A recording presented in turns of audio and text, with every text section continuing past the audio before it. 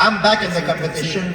There's guys, like I said, will be back to be like young generation that will be competing against other grapplers that are specialized in that sport that want to compete to be the best grappler in the world. For me, I want to compete against guys that are active fighter or veteran fighter, guys that are in shape for the kick of it and for the fans, to please the fans, because ultimately you're the one who decide who you want to see perform, you know? And just a word to the media, we might have some time for some questions for George in just a few minutes, if you are interested in that. How would you, to UFC fans, people that are fans of mixed martial arts, that mix the arts, right, striking and grappling, how would you kind of sell to them why grappling competitions are so much fun and why the world of strictly jiu-jitsu is so much fun to watch? Well, it's a sport that is accessible to a bigger range of people, I believe, because there's no there's the risk of injury, especially for brain damage consequence are to the minimum, and also it's a sport that you know you can do it for a longer period of time without affecting your health. And I will always train mixed martial art. I will always, you know, do karate, Muay Thai, boxing. All my life, but if I want to compete now at the stage of my life where I am, it's going to be more emphasizing into grappling. You mentioned some decorated names that are going to want to make their name in jiu-jitsu. Gordon Ryan is certainly one who has done that, and he's featured on UFC Fight Pass as well, and you're pals with Gordon Ryan. What can you say about his impact on the world of jiu-jitsu? Well, I believe Gordon Ryan is the best grappler of all time right now. I've trained with many guys. I believe he's the best grappler, submission, wrestling, jiu-jitsu artist of all time. And for me, it's an honor to have the opportunity to train with him and train with all the guys under John Danaher tutelage in Austin, Texas. And I really believe I have the best team.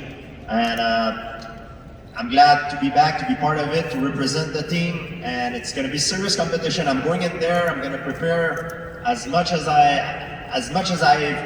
would fight for a UFC title. It's very serious because it will affect my legacy, and I'm glad to see you guys feel the love, feel the support,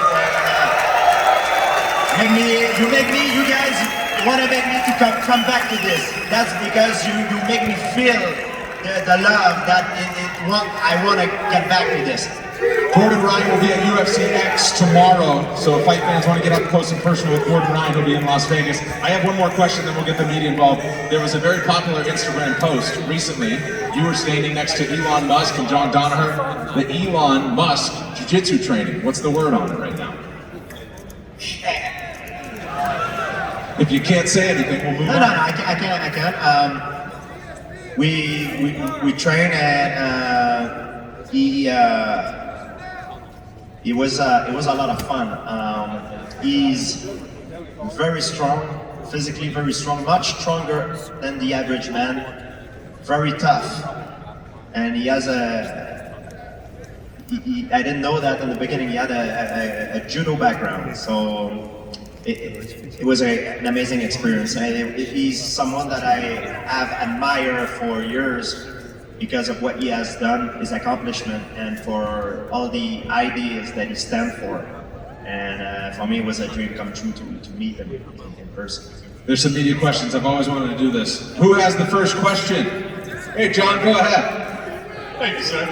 George, obviously very exciting to have you back in competition. I'm curious, do you have an opponent lined up yet for this matchup, and when can you announce it to be on the radar?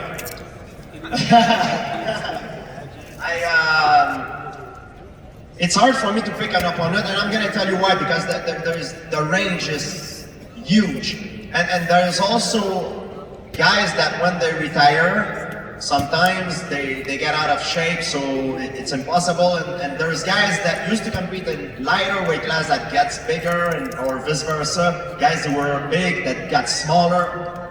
I received a list today of potential opponent, and I will have a talk with the UFC people, my people, see also who the fans want to see me compete against, and we'll go from there. You know, want to make everybody happy. George, are you looking at this as, you know, a one-off, just returning for this one opportunity, or are you feeling like maybe this could be a new path of competition for a phase of your career? I have no illusion, guys. I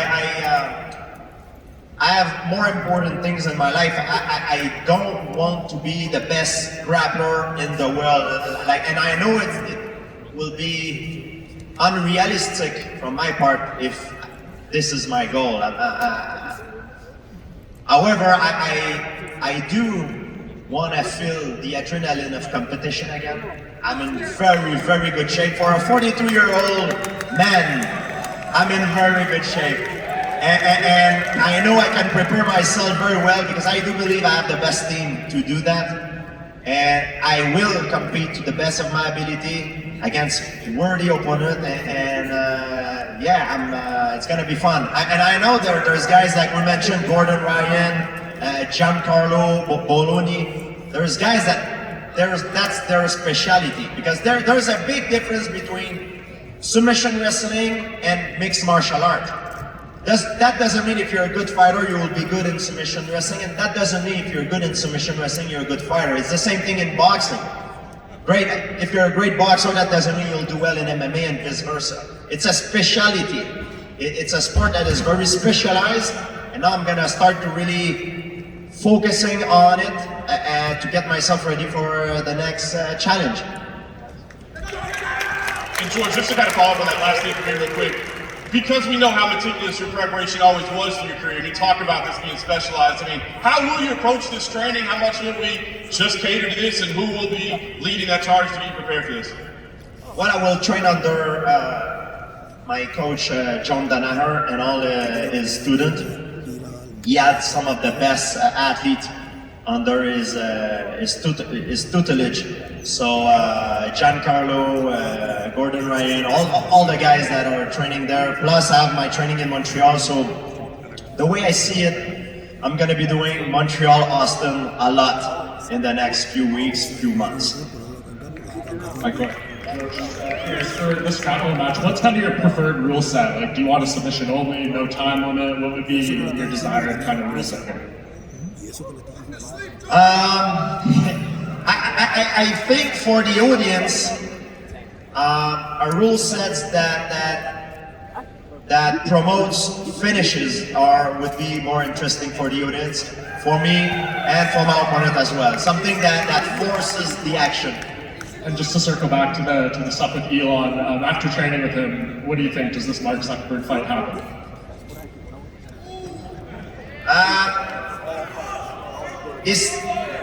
Well, historically, if you look at what Elon has accomplished, he's the kind of man that when he put his sight on a goal, he achieved it. Nothing can stop it. Nothing can stop it. However, it's important to realize that he's no ordinary man. He's extremely, extremely busy. Most of his time is dedicated to work on things that can change the fate of humanity and change the fate of humanity.